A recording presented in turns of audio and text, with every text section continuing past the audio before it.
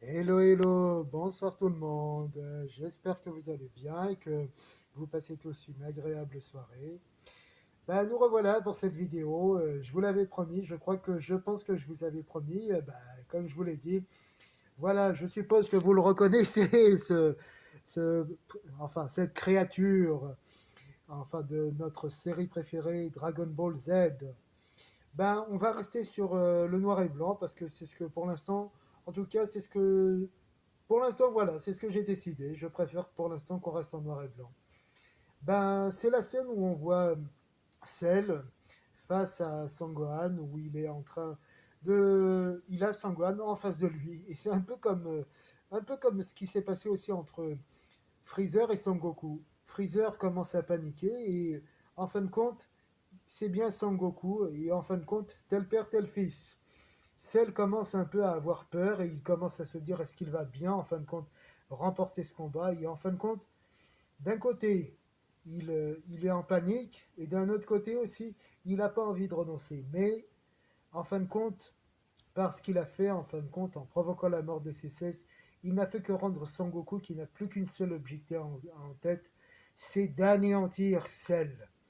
Mais d'un côté, quand Sangoku désigne son fils pour en quelque sorte lui succéder dans ce tournoi, c'est un peu comme tous les papas. On souhaite en fin de compte, d'un côté, Sangoku est heureux, bien sûr, parce qu'il a pu voir en fin de compte la puissance de son fils, et quelque part, c'est un peu comme tous les papas qui veulent un peu voir en fin de compte leur image en tous les enfants. Mais à cause aussi de son jeune âge, malheureusement, c'est comme si un peu d'un autre côté, Sangwan, oui, dépasse bien sûr son père en puissance, mais c'est comme s'il lui demandait un peu de l'effort d'un adulte, et que peut-être qu'à ce moment-là encore, Sangwan avait encore des progrès à faire dans ce domaine-là. Et bien, pourtant, il encourage Sangwan, même si malheureusement ça a coûté la vie de son père. Et c'est ça qui permet à Sangwan de se battre.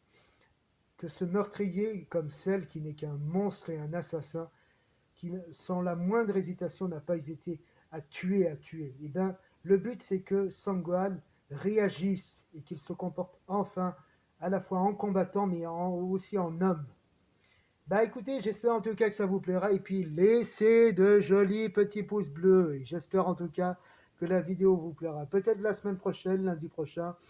Tout dépendra, en fin de compte, on verra. Je vais peut-être revenir sur la couleur. Allez, je vous souhaite une bonne soirée. Ciao, ciao, aussi bien à vous les copines et à vous aussi les copains.